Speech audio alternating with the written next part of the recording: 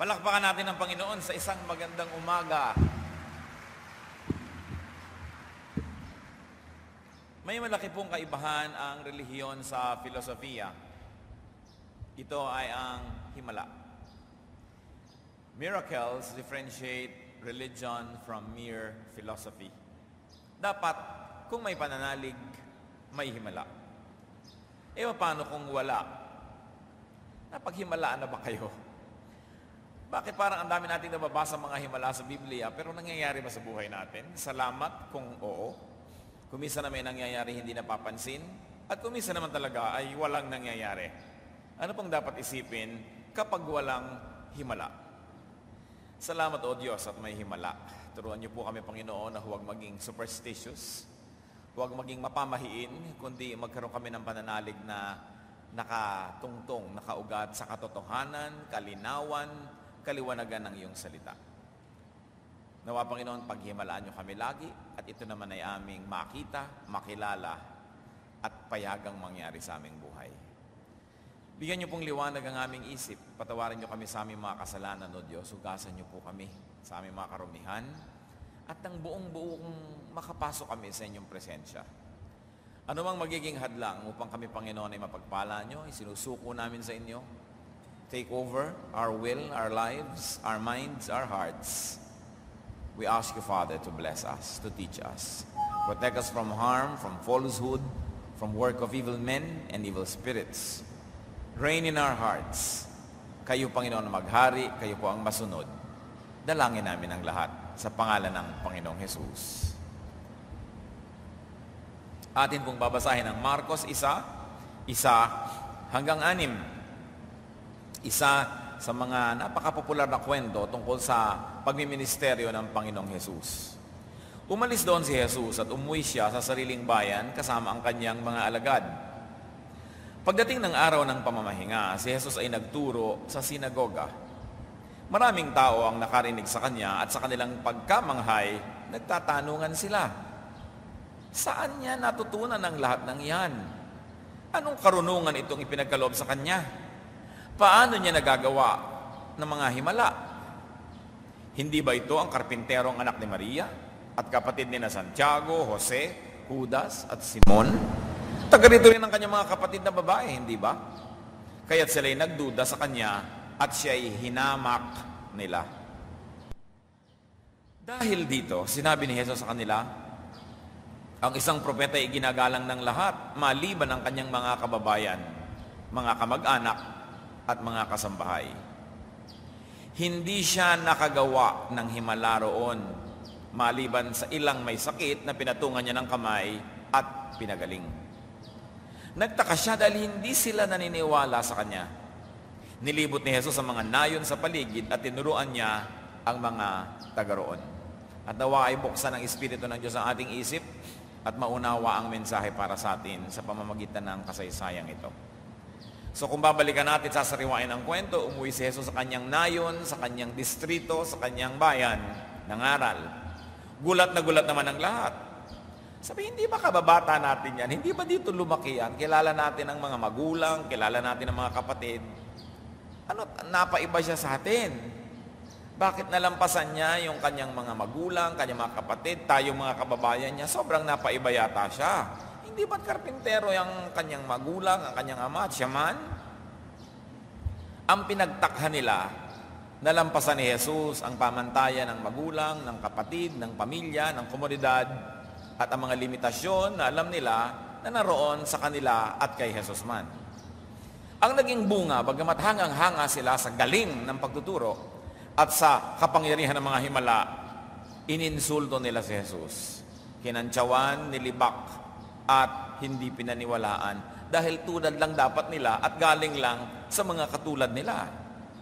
Iyon ay sa kabila ng kanilang pagkamangha sa karunungan at mga kagilagilalas na himala. Anong pangungusap ni Jesus ang kanyang binitawan? Reaksyon niya.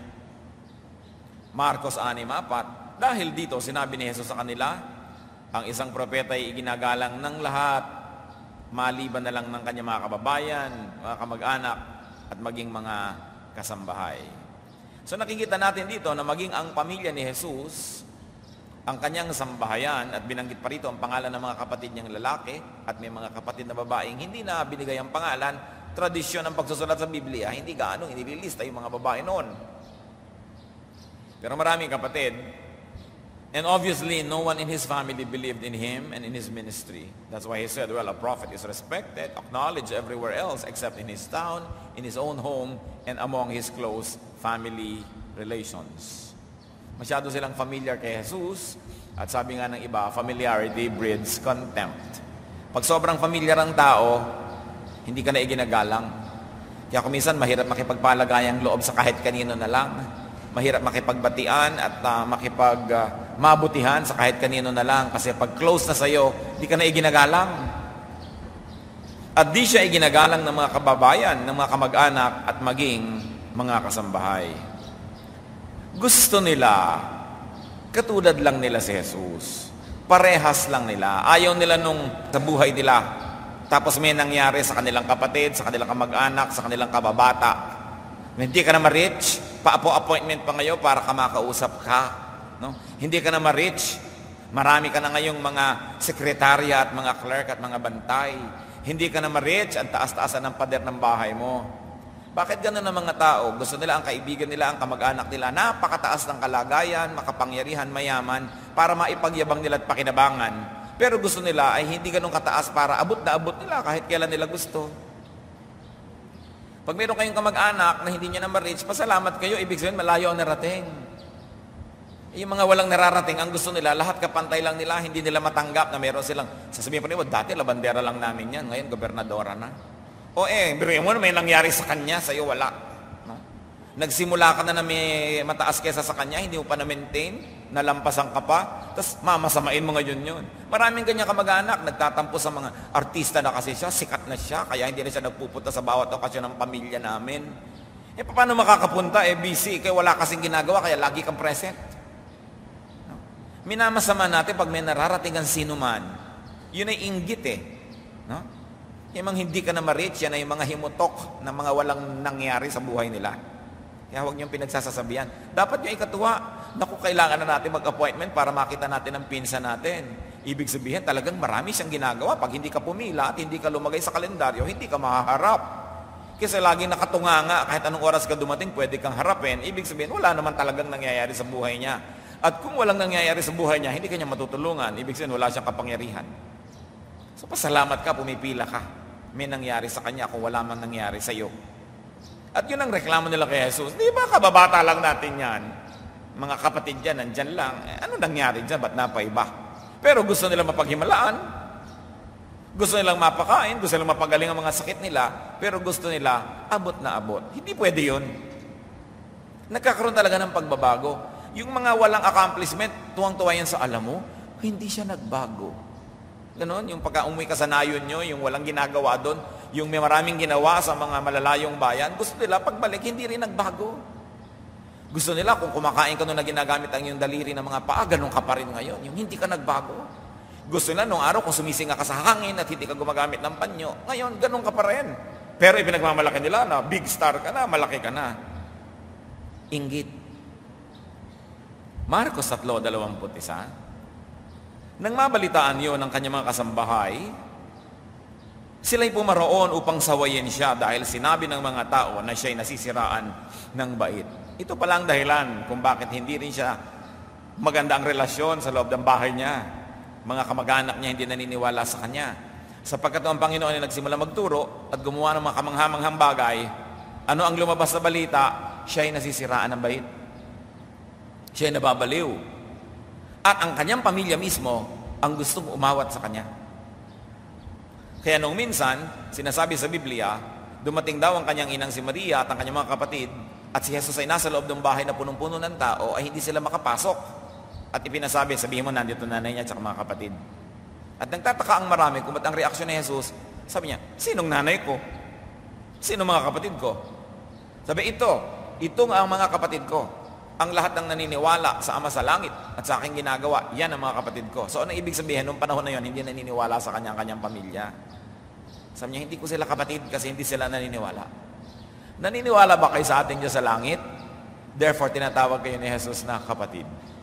Kabag-anak tayo ng Panginoong Hesus kung naniniwala tayo sa Ama na Diyos sa langit. Yan ang magandang relasyon.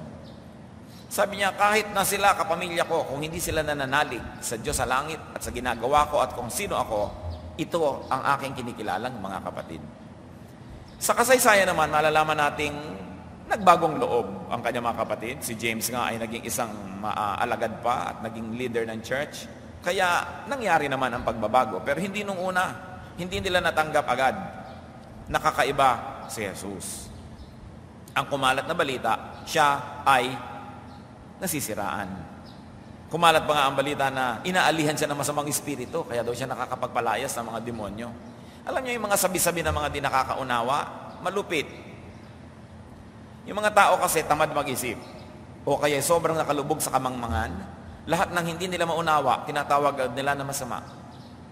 Pati mga born-again Christians, lahat ng hindi nila kamuka na pananalig, lahat ng hindi nila naintindihan, tatawagin nila agad kulto. Sino ka para malaman mo talaga kung ano ang buong katotohanan?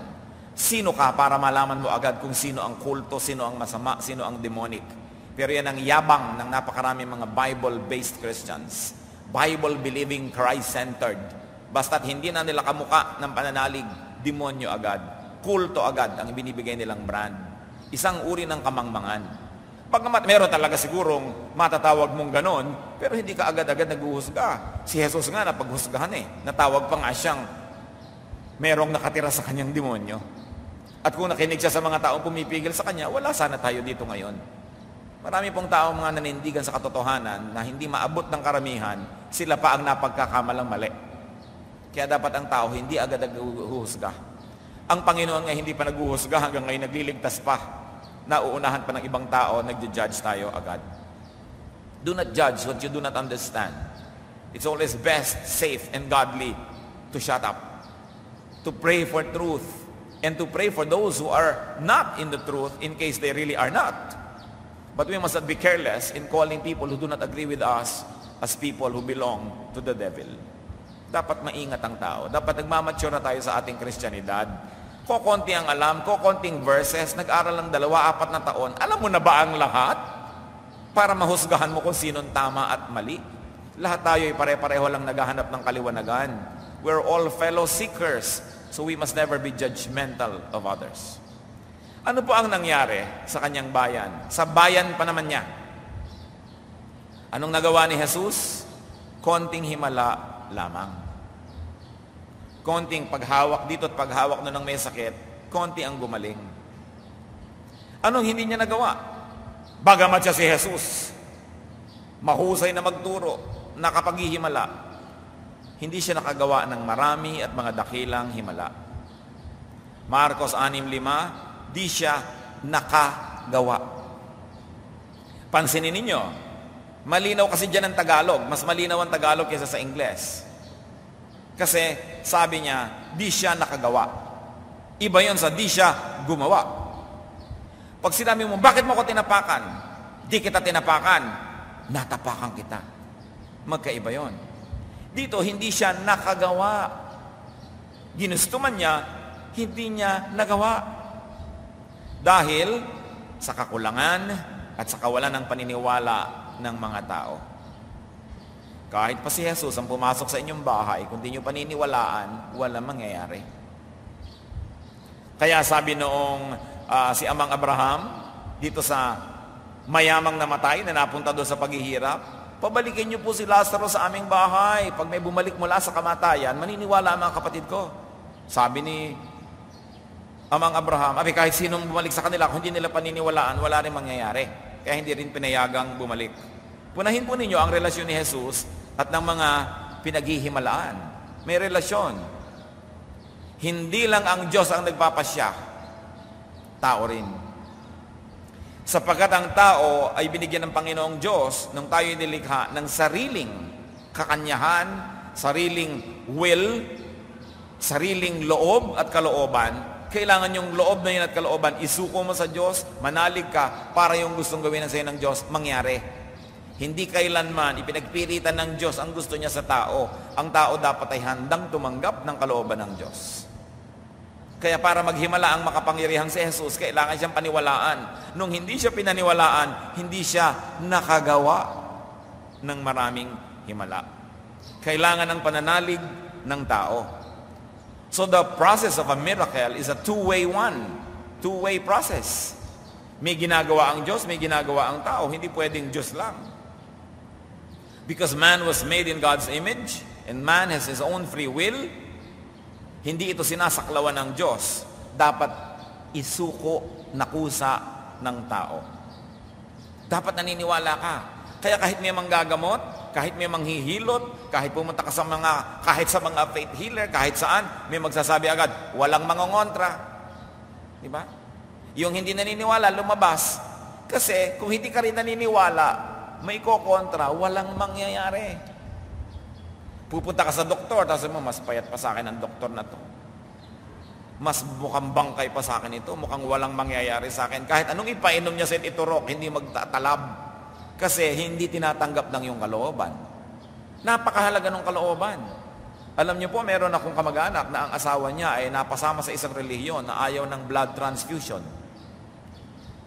Nung siya ay nag-aagaw buhay at nakaratay doon sa ospital, wala na talagang magawa ang mga tao kundi kailangan daw blood transfusion sapagkat siya'y dinudugo. Ayaw niya dahil sumali nga siya sa pananalig na ayaw ng blood transfusion. Ngayon, sapagkat agaw buhay, yung biyananan niya ang nagpasya. Lagyan nyo, sige, bigyan ng blood transfusion. Binigyan. Akala nyo ba pumasok yung dugo sa ugat? Hindi. Walang nagawa ang technology. Nakaratay man doon, mahina man ang katawan, buo ang loob niya, ayaw niyang tanggapin. Hindi pumasok yung dugo. Itanong nyo kung ano nangyari. Namatay.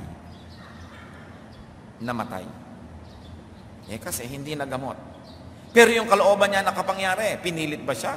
Mapipilit mo ba ang kalooban? Mind over matter, sabi nila. Faith over physical impossibilities. Sa Mateo 17:20, sumagot siya. Ito ay si Jesus. Tinanong kasi bakit wala kami magawa. Dahil maliit ang inyong pananampalataya. Tandaan ninyo, kung kayo'y may pananampalataya sa Diyos na sinlaki ng buto ng mustasa, maaari ninyong sabihin sa bundok na ito, lumipat ka roon, at ito'y lilipat nga. Tunay na walang bagay na hindi ninyo magagawa. Sabi niya, hindi nyo magawa dahil sa inyong kakulangan ng pananalig. Hindi dahil mabigat ang bundok, hindi dahil mabigat ang problema, kundi dahil napakagaan ng inyong pananalig. Marcos 9:23. Kung may magagawa ako, tanong ni Jesus, mangyayari ang lahat sa sino mang may pananampalataya. Kasi sabi, kung may magagawa po kayo, tulungan nyo naman kami. Sabi ni Jesus, ako, kung may magagawa ako, bakit ako? Ikaw, may pananampalataya ka ba? Dahil kahit ano pwede mangyari sa iyo kung nananalig ka, huwag akong tanungin mo kung anong kaya kong gawin. Ang tanungin mo sa sarili mo, anong kaya mong paniwalaan? Sapagkat yung kaya mong paniwalaan, yun ang magaganap. Mateo 9:22, lumingon si Jesus at pagkakita sa kanya'y sinabi, Anak, lakasan mo ang iyong loob. Pinagaling ka ng iyong pananampalataya. Noon di gumaling ang babae. Talagang ipinahiga po natin ng konti ang letra ng mga iyong, mga mo, mga kayo. Kasi sabi, salamat po, pinagaling niyo ako. Tumigil ka. Pinagaling ka ng iyong pananampalataya. Sabi, maraming humihipo sa akin dito, hindi naman sila gumaling eh. So, hindi ako yon. Yung pananalig mo yon. Yun ang pinagkaiba mo sa iba. Pare-pareho lang kayo, nasa paligid ko. So, kung ako lang yung factor, lahat kayo dapat nagalingan. Di ba't ikaw lang gumaling? Kasi ikaw ang may pananampalataya. Mateo 28:30. Nang si Jesus ay nasa loob na ng bahay, lumapit sa kanya ang mga bulag. Tinanong sila ni Jesus, naniniwala ba kayo na mapagagaling ko kayo? Opo, Panginoon, sagot nila. Hinipo niya ang kanilang mga mata at sinabi, mangyari ito sa inyo ayon sa inyong pananampalataya. At nakakita nga sila. Mahigpit na ipinagbilin sa kanila ni Jesus na huwag sasabihin ito kanino man. So sabi ni Jesus, naniniwala ba kayo? Opo, talaga. Opo, Pwes, kung gaano kataas ang pananalig nyo, yun ang mangyayari sa inyo. So, yung pa rin pananalig nila, ang magpapasya kung anong uri ng himala ang aabutin nila. So, maaaring kung ang pananalig na konti, nakakita sila, nakaaninag ng konti from total darkness.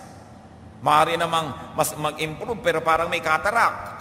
O kaya kukurap-kurap sila, o kaya colorblind pero nakakakita. Pero na-restore ng buong buo ang kanilang pananaw. Ibig sabihin, ganun kaganap ang kanilang pananalig. Kasi sabi ni Jesus, naniniwala kayo, opo. Kung anong pananalig nyo, ganun ang tatanggapin nyo. Kaya ibang dasal ng dasal na hindi nananalig, nagsasayang ng oras. Pwede ba namang mangyari sa iyo hindi mo pinaniniwalaan? Ang linaw-linaw na ni Jesus, kung paano ka nananalig, yun ang mangyayari. Sa himala, mga kapatid, dapat may pinaniniwalaan, the object, God who is outside of you, but actually inside of you, if you have God's kingdom in your heart. At dapat may sarili kang paniniwala. May pinaniniwalaan ka at meron kang paniniwala. Lucas 18:42, at sinabi ni Jesus, mangyayari ang nais mo, pinagaling ka ng iyong pananampalataya. Kung pupunta kayo sa church na nanalig kayo na kayo mapapagaling, gagaling kayo. Kung kayo aatin ng Bible study, makikinig ng pangangaral, naniniwala kayong tayo'y lalakas, lalakas kayo.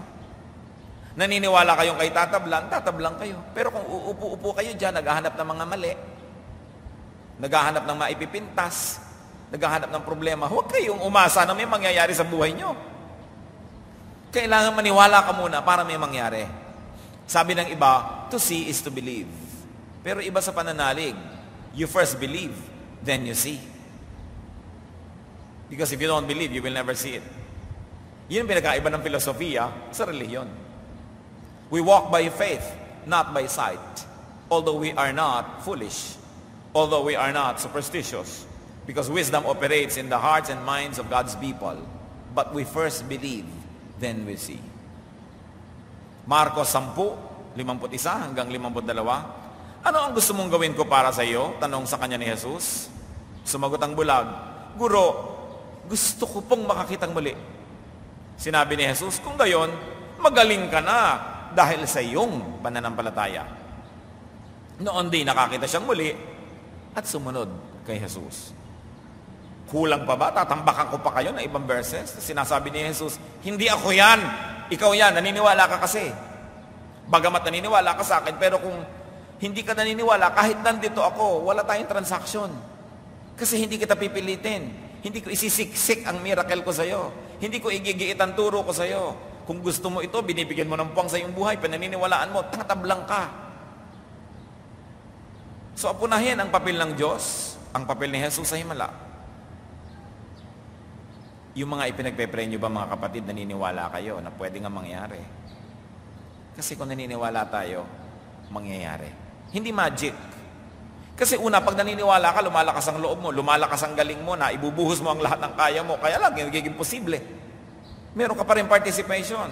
Ginagawa mo lahat ang kayang gawin ng isang ordinaryo, nilalang, ng tao, at yung hindi mo na kayang gawin, yun lang ang pinupunan ng Diyos. Pero alam nyo, we were fearfully and wonderfully made. Kahit walang himala na idagdag ang Diyos, ang naaabot ng kakayahan ng tao ay napakalayo, napakalawak, napakalalim because we were made in God's image. Hindi mo na kailangan laging hinga ng Diyos ng kapupunan para meron kang magawang dakilang bagay sapagkat paglikha pa lang sa atin, we were fearfully and wonderfully made. We were made in God's image. Nilikha tayong kawangis ang Diyos. Maraming ginagawa ang Diyos na magagawa ng tao sapagkat siya'y nilikha sa wangis ng Diyos. Pero kung ang policy mo sa buhay, sapagkat ako'y tao lamang, wala ka talagang masyadong malayong mararating. Wala kang masyadong maraming maiiwasang tukso dahil sa sentence mo pa lang, ako'y tao lang. Parang sinasabi mong, normal lang sa akin na bumagsak. Sapagkat nangyayari rin na bumabagsak ang tao, pero kung ang laging policy mo, tao ka lang, hindi mo sinasabing wangis ng Diyos, ano nga ang mararating mo? Sa isip mo pa lang, nagpasya ka na magiging ordinaryo ka lang. May papel ang Diyos. May papel si Jesus. May papel ang tao sa himala. Partnership yan. Hindi one way. At ipinakadiin ni Jesus ang parte ng tao. Paulit-ulit niyang sinabi, pinagaling ka ng iyong pananampalataya. So huwag niyong sisisihin ng Diyos kung hindi kayo napaghihimalaan. Kaya naman niya, ready, willing, and able maghimala. Pero naniniwala ka ba? Yun ang point. Marapat pansinin, linangin, at palaguin ng tao ang pananagutan niya sa sangnilikha, sa sangsinukob, sa paglikha ng himala. There is an ordained active role for man. There is an ordained active interaction between God and man to make a miracle happen. Hindi dapat iasa ang lahat sa Diyos. So, nakita nyo, hindi nakapagpagaling si Jesus, hindi nakagawa ng maraming himala dahil ang tao mismo ang nagbigay ng limitasyon. May participation lagi. Alam nyo, ang tao ginawa ng Diyos partner eh. Hindi nga tayo bagay, pero yun ang kagustuhan niya. So tanggapin natin yun. Huwag ka sobrang magpaka-humble. Dahil talagang nilikha ka niya sa kanyang wangis. Gusto kanyang kasama. Unang Korinto 3:6, tungkol sa pagtatanim ng espiritual na mga bagay. Ako ang nagtanim, si Apollos ang nagdilig, subalit ang Diyos ang nagpatubo at nagpalago. Nakita niyo, si Pablo daw nagtanim, si Apollos ang nagdilig, Diyos ang nagpatubo at nagpalago. Kaya ng taong magtanim, so huwag yung pagtanimin ng Diyos. Kaya ng taong magdilig, so huwag yung ipadiligan yan sa Diyos. Pero hindi mo yan kayang patubuin. Doon mo na sabihin sa Diyos, kayo naman. Hindi mo kayang palaguin ang halaman, kahit anong gawin mo, ibigay mo sa Diyos. May teamwork. May itatanim ka. May gagawin ka. At pag nagawa mo na, tsaka mo sasabihin sa Diyos, Diyos ko, i-bless niyo po ang aking tinanim. Pero huwag mong utusan ng Diyos na magtanim. Kaya mo yun. Hindi dapat iasa ang lahat sa Diyos. At lalong hindi dapat iasa at laging sobrang umasa sa mga propeta, sa mga mangangaral, sa mga pastor, sa kapwa-tao. Wala rin mangyayari. Pa-counsel ka ng pa-counsel, di ka naman nakikinig sa payo, walang mangyayari. Ipag-pray niyo po ako, pray na ng pray, napagod na ng copy-pray ang prayer ministry sa'yo, hindi ka naman pala gumagawa ng ganang party mo, anong mangyayari doon? Turuan niyo po ako, kantahan niyo ako, ipanalangin niyo ako, palayasin niyo ang demonyo sa buhay ko, hindi ka naman tumutulong, walang mangyayari. Kumisan sobra tayong umaasa sa kapwa-tao. Ang tao, pag nanood kayo ng mga pelikula, ng mga tungkol sa mga relihiyon at kung ano-ano, makikita nyo ang mga tao para mga hibang. Sobrang nangangayo pa doon sa kung sino man propeta yon o teacher o kung sino man yung nanggagamot na yon. Sobrang humahanga sa kapwa-tao na nagtuturo o kaya'y nangunguna. Gumagawa ng mga Diyos-Diyosan out of people. Hindi dapat ganon. Igalang natin ang mga lingkod ng Diyos, yes, marapat yon. Pero tao din yon. Huwag sobrang paghanapan. Mabibigo lang kayo. Dahil sa sobrang paghahanap ng mga tao sa kanilang mga leaders, napupuwersa ang maraming leaders na magbalat kayo, magkunwari, maging mga hypocrites. Because people expect their leaders or preachers or teachers or instruments of God to be supermen or superwomen. Nobody is super, only God. Huwag kayong magpapadaya sa ganyan. Huwag niyong sobrang itinataas ang tao, sobrang hinahangaan at sobrang sinusundan. Mabibigo lang kayo. Diyos lang ang walang kapintasan. Gawa 10:25 hanggang 26. Sinalubong ni Cornelio si Pedro, nagpatira pa sa harap nito at sinamba. Ngunit sinabi ni Pedro, tumayo kayo, ako'y tao ring tulad niyo. Nakita niyo si Cornelius, nung dumating si Peter, lumuhod, sumamba.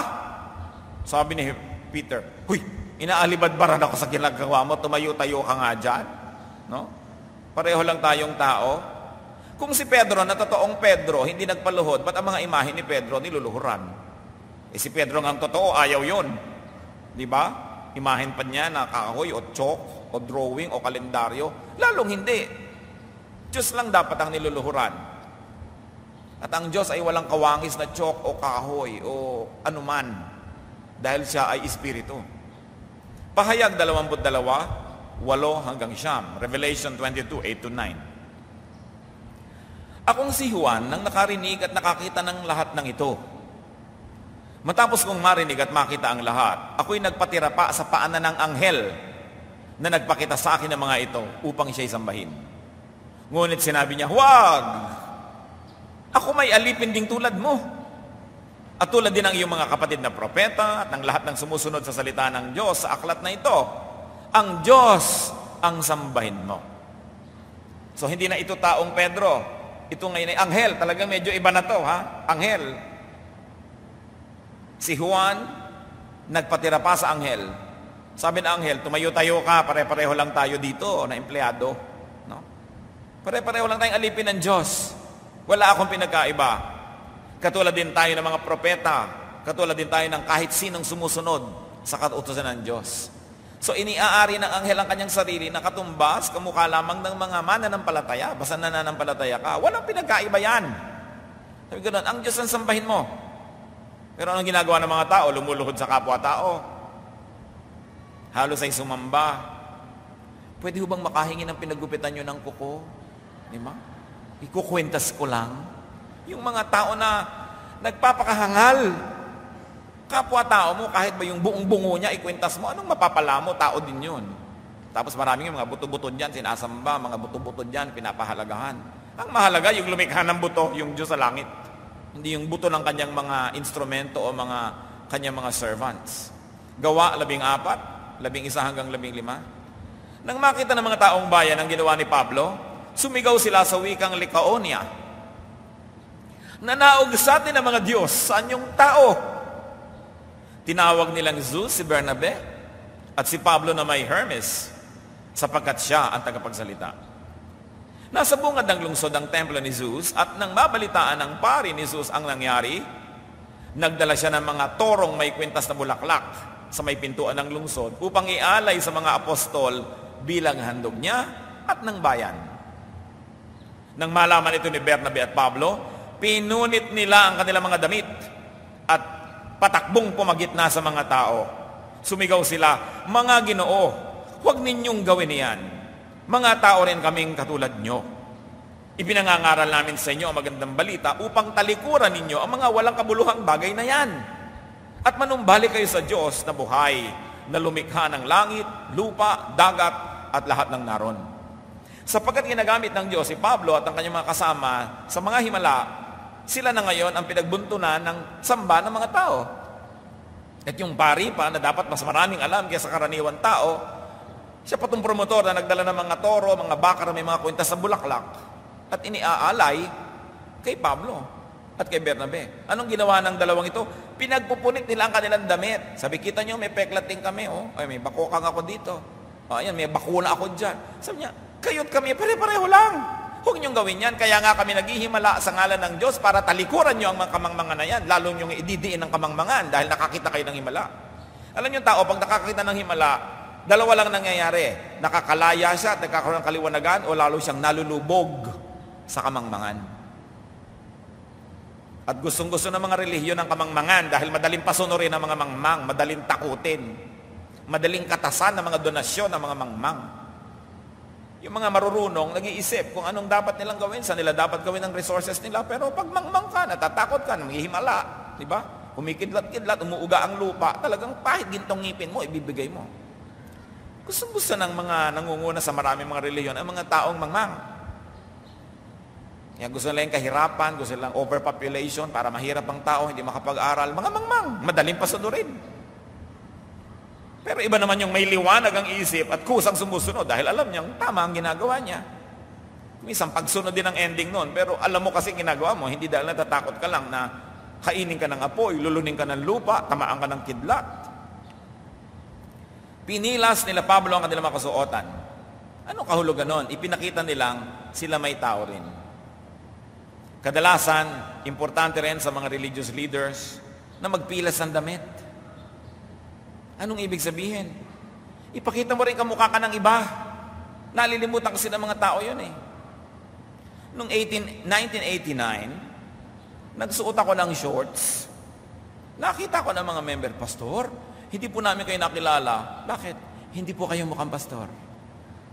Ano ba ibig sabihin niya ng mukhang pastor? Yung nakasara ang leeg, naka-long sleeves, at may bulak sa ilong. Yun ang pastor. May pera sa mata, may tali ang baba, mukhang ibuburol. Yung kahit na maliligo, nakabarong Tagalog. Ano? Yung kahit na mamamalengke, nakapolo barong kasi pastor. Mga pagkukunwari. Kung kulang ka ng substance sa loob, kailangan ka talaga lagi mag-costume para maalala ng taong kakaiba ka. At para kaluhuran at para ka bigyan ng mga importansya. Pero dapat ginagawa mo rin, ipinakikilala mo rin sa lahat, nakamukha ka rin nila. No? Nalilimutan kasi yan ng tao. Kailangan bumaba sa mga bantayog at mga toring-garing ang mga leaders. Kasi sobra na rin kumisan ang ating paghanga. Sobra ang pagsunod mo, tapos bigla ka nabigo. Yung pala may himala siya. No? Ibang himala. Meron pala siyang kahinaan, meron pala siyang pagkakamali. Eto ka na ngayon, tumalikod ka rin sa Diyos dahil nawala ka ng gana doon sa leader. Kaya hindi ka dapat sobrang umaasa. At hindi naman dapat sobrang paasahin din ng mga tao. Costume, kung ano-ano. Yan ay parang sinasabing, iba ako kaysa sa'yo. Kaya may costume ako dito. Pero sila, Paul, nagpilas pa ng damit. No? Mas hinamak nila ang kanilang sarili para ipakita lang na hindi dapat na sobra silang itaas. Ano ang marapat gawin? Marapat hanapin ng tao ang kaharian, ang kapangyarihan ng Diyos sa loob ng puso niya.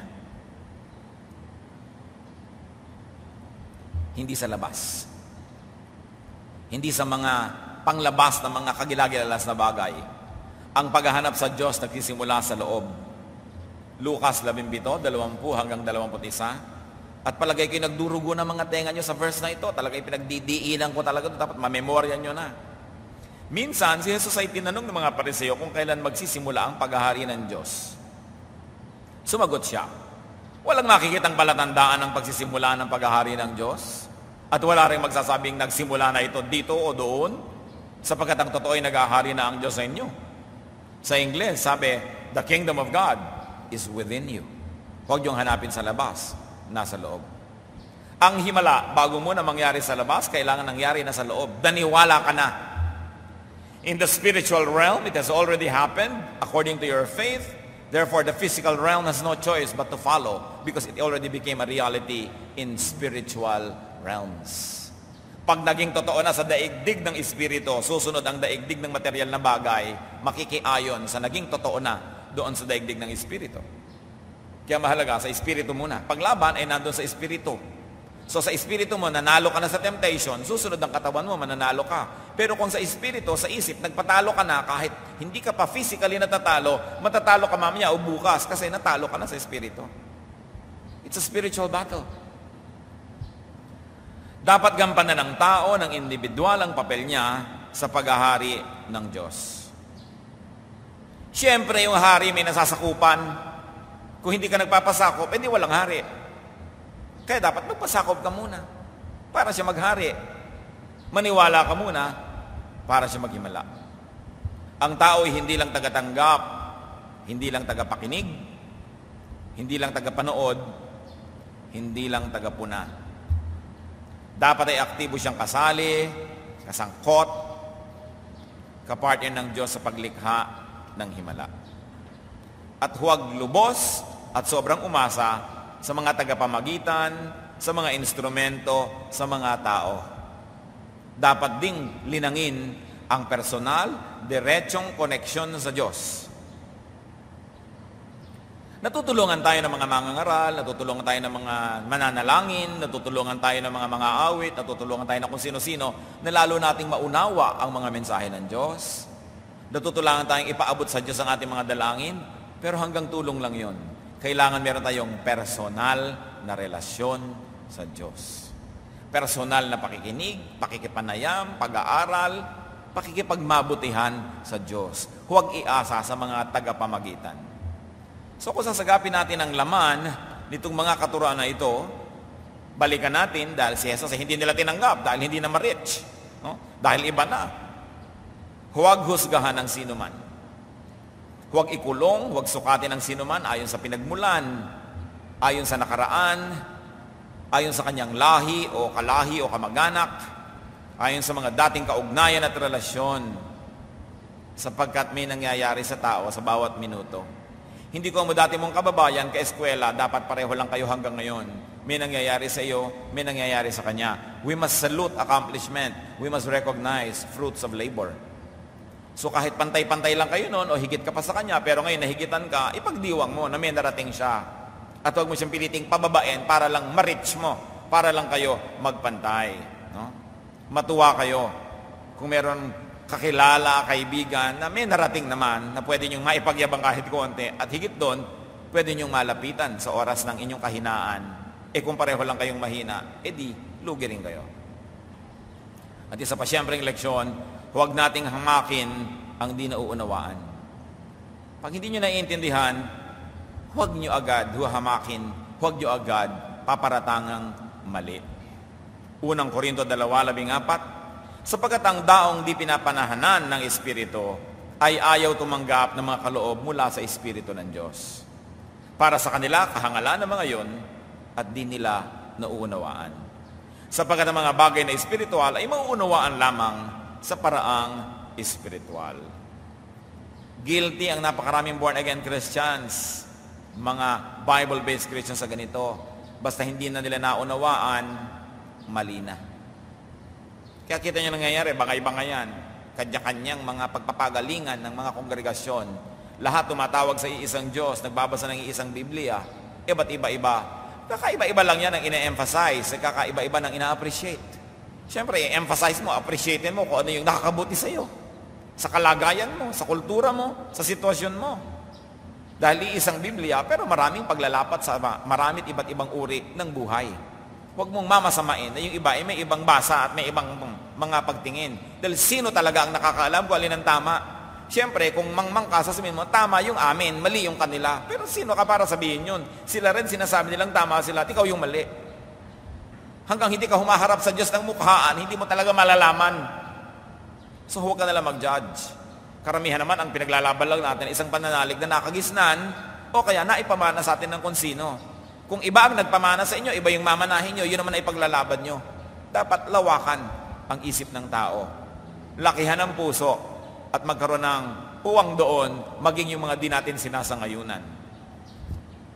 Huwag limitahan ang kapangyarihan ng Diyos sa pamamagitan ng mahina, mababaw, maliit na pananampalataya. What we receive is determined not by God's limitations of what He can give, but by our limitations of what we can receive. Kung maliit lang ang lalagyan mo, maliit lang kaya mo ilagay. Pero hindi mo kayang ubusin ang pwedeng ilagay ng Diyos hanggat meron kang pagsisidlan. Ilapat din natin ang katotohanan ito sa mga ginagawa, sa mga project at sa mission ninyo sa buhay. Pag wala kayong pananalig, walang himala. Halimbawa, hindi ka naniniwala na pwede ka maging summa cum laude, hindi mangyayari yon. Hindi kayo naniniwala na pwede ninyong malangoy ang isang ilog hanggang sa kabilang pangpang, hindi nyo yung malalangoy. Kasi sa isip nyo pa lang, nagpatalo na kayo, paano gagawin na inyong katawan? Pag hindi kayo naniwala sa inyong anak, hindi kayo naniwala sa inyong asawa na meron siyang mararating, kadalasan wala nga siyang marating. Kasi kasangkot kayo ng kanyang buhay, kayo yung nagpapahina ng kanyang loob, kayo yung nang mahamak sa kanya. Si Jesus matong hinamak, hindi nakapaghimala. So paano makakapaghimala ang inyong asawa kung hinahamak nyo? Paano makakagawa ng dakilang bagay ang inyong mga anak kung lagi nyo nalang iniinsulto, minamaliit, hindi nyo binibigyan ng galang? Sabi ni Jesus, hindi ako ginagalang dito, walang naniniwala sa akin dito. Siya man hindi nakapaghimala. Tandaan nyo, kaya ko idinin, hindi naman sinabi ng Bible na hindi siya naghimala, sabi hindi siya nakapaghimala. Dahil ayaw siyang paniwalaan. Kayo man siguro, mga kapatid, mas malayo ang mararating, mas maraming magagawa kung may naniniwala sa inyo. One of the greatest gifts we can give to our fellow men is to believe in them. To believe in the good potential that they have. Maraming mga tao, malayo ang narating dahil pinaniwalaan ng mga taong mahal nila o pinahahalagahan nilang opinyon. So huwag tayo agad na, hindi mo kaya yan, wala mangyayari sa iyo. Maniwala. Sapagkat ang tao ay nilikha sa angis ng Diyos, maraming pwedeng gawin. Pinaliliit lang natin ang mundo natin, pinaliliit natin ang mundo ng iba dahil inilalagay natin sa loob ng kwadro na maliliit na kwadro ng pananalig natin. Litrato man, Ang magkakasya lang kung gaano kalaki ang inyong kwadro. Kung may laki-laki kayong picture, ang daming tao, yung kwadro nyo kakaganon, pipili lang kayo kung sino magkakasya doon at yun lang ang pwede. At yung pananalig natin, yun ang kwadro ng buhay natin. Kayo nagpapasya kung marami o konting laman yun. Yun ang pananagutan ng tao. Give people this great gift of faith in them, of believing in them. Believing in people is one of the greatest investments that you can give them. Hindi masamang believe sa sarili. Basta naniniwala ka na hindi talaga ikaw yon at Diyos yung nagbibigay sa iyo ng kapangyarihan. Maging sa Philippians 4:13, sabi diyan, I can do all things through Christ who gives me strength. So I can do all through Christ. Huwag na sobra kang humble na ako lang pong isang hamak na lingkod, wala po akong magagawa. Hindi totoo yun. Sa Bible mismo sabi, I can do. Dahil may Diyos. Dahil may pananalig ang Diyos. At alam nyo, naniniwala ang Diyos sa inyo, sa akin, sa ating lahat. Kaya tayo binibigyan ng buhay, kaya tayo binibigyan ng pagkakataon, binibigyan tayo ng mga resources, binibigyan tayo ng time, talent, treasure, dahil meron siyang paniniwala sa atin. Huwag nating biguin ang Diyos na naniniwala sa mabuti nating kayang gawin at abutin. Patibayin, palaguin, palalimin ang pananalig sa Diyos at palaguin ang pananalig sa inyong ginagawa. Kung naniniwala kayo na mapapa-asenso kayo ng Diyos sa pamamagitan ng inyong sari-sari store, aasenso kayo doon. Sapagkat yung pananalig nyo, magpapasipag sa inyo, magbibigay sa inyo ng positive spirit, natatawag ng mga ibang positive spirit also, natutulong sa inyo, mamaya laki na ng laki yan, naging grocery na, naging supermarket. Bakit yung mga kinikilala natin ngayon na sobrang mga big time ang yayaman, nagsimula sa mga halos wala, pero naniwala sila sa ginagawa nila. Pag hindi kayo naniniwala sa ginagawa nyo, mananatiling gano'n na lang. Ano pong hanap buhay nyo? Eto, nagtitinda ng palamig. Ano po tingin nyo? Ganyan talaga, wala akong magawa, mahirap tayo, so ganyan na lang tayo. Talagang kahit bigyan mo ng 1,000 taong mabuhay yon, isang garapong palamig pa rin ang tinda nun. Pero kung naniniwala siya, ano pong ginagawa nyo ngayon? Nagtitinda ako ng 1 garapong palamig. Dahil bukas tutubo ako, magiging 2 garapon ito. Sa susunod na 1 buwan, 10 garapon na ito. Sa susunod na 3 taon, ako na ang palamig queen. No? Makokontrol ko na yung negosyo na yan, magiging magnet ako. Nangyayari. Pero pag hindi kayo naniniwala, walang mangyayari. Mga kapatid, huwag niyong pagsayangan ng pagod na ginagawa ang isang bagay na di niyo pinaniniwalaan. You will only remain mediocre. Greatness can only be achieved by those who believe that it is possible. And we were made in God's image. Nothing is impossible for those who believe. Hindi mo kasalanan maging mahirap. Pero kung nakamatayan mo pa rin, mahirap ka pa rin, may kasalanan ka na dyan. Hindi ka naniwalang aahon ka, kaya wala kang ginawa para umahon. Puro talagang ganito ang buhay, wala tayong magagawa, gulong ng palad, etc., etc. Anong wala kang magagawa? Sabi, I can do all things through Christ who gives me strength. Sabihin nyo nga sa sarili nyo yan. Sige nga. Yun pa lang, may mga hindi pa rin nagsabi, ay, wala kayong aasahan, ha? Sasabihin pa lang, uuwi pa rin kayo diyang bigo. Sayang oras nyo, natulog na lang kayo dapat sa bahay nyo. Kaunting sasabihin, hindi nyo masabi. Ano mangyayari sa buhay nyo?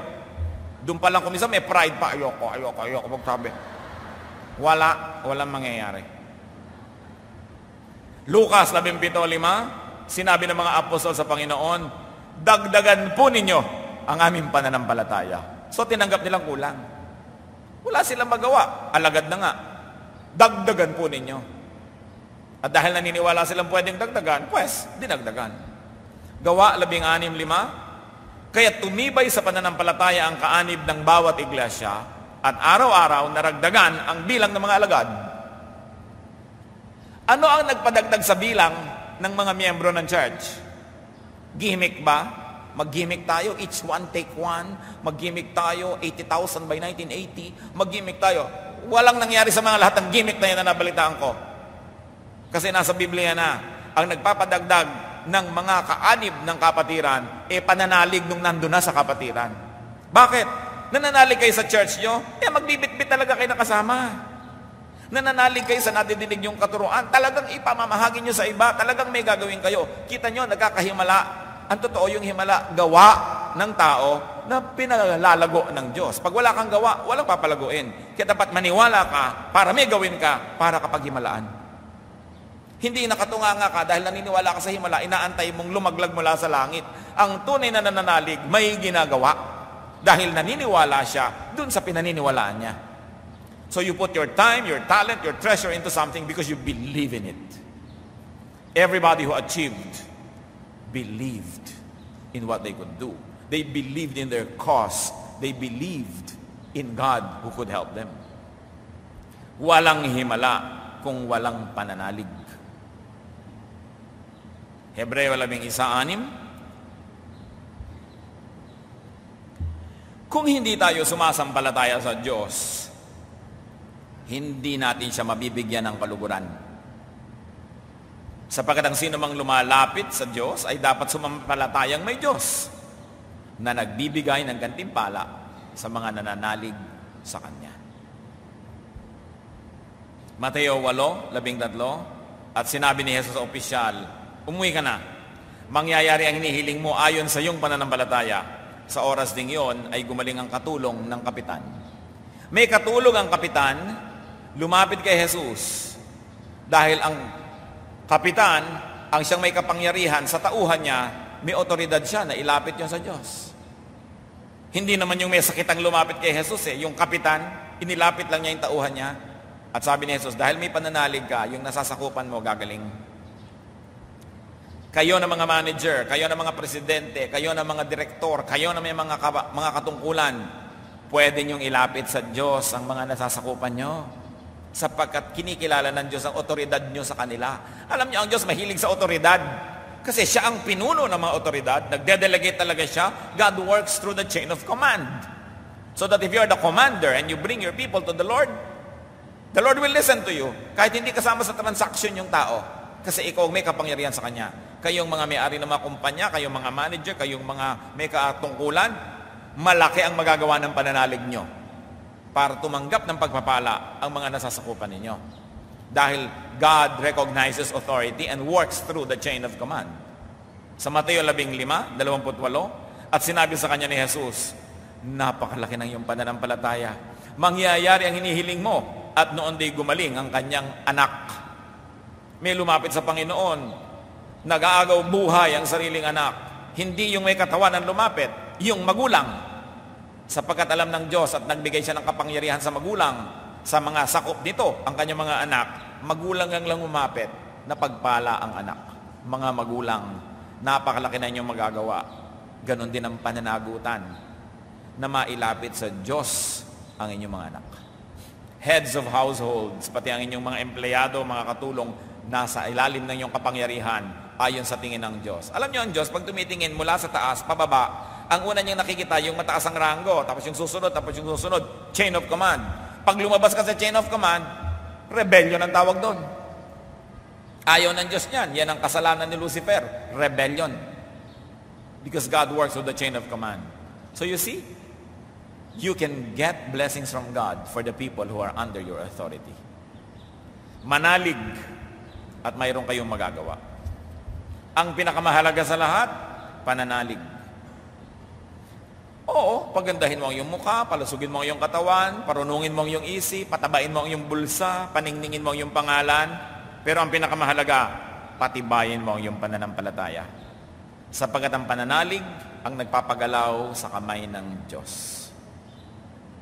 Kapag walang himala, malamang wala kasing pananampalataya.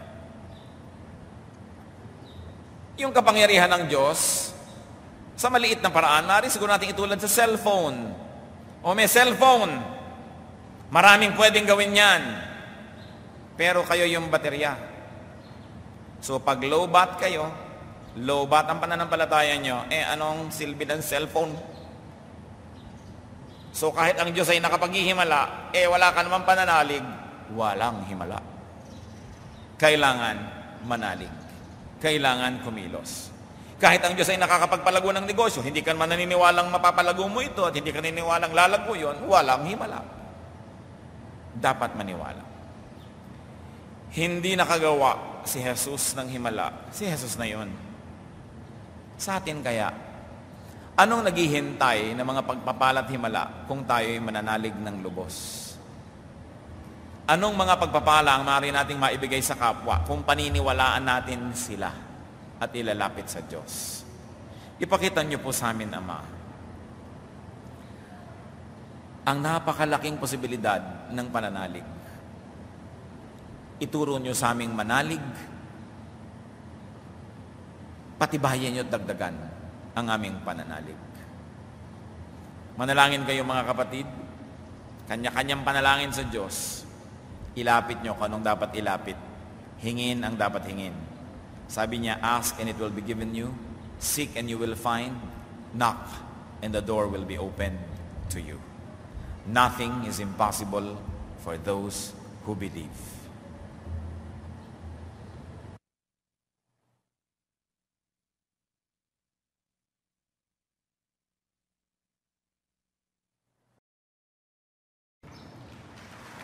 Palakpakan natin ang Panginoon.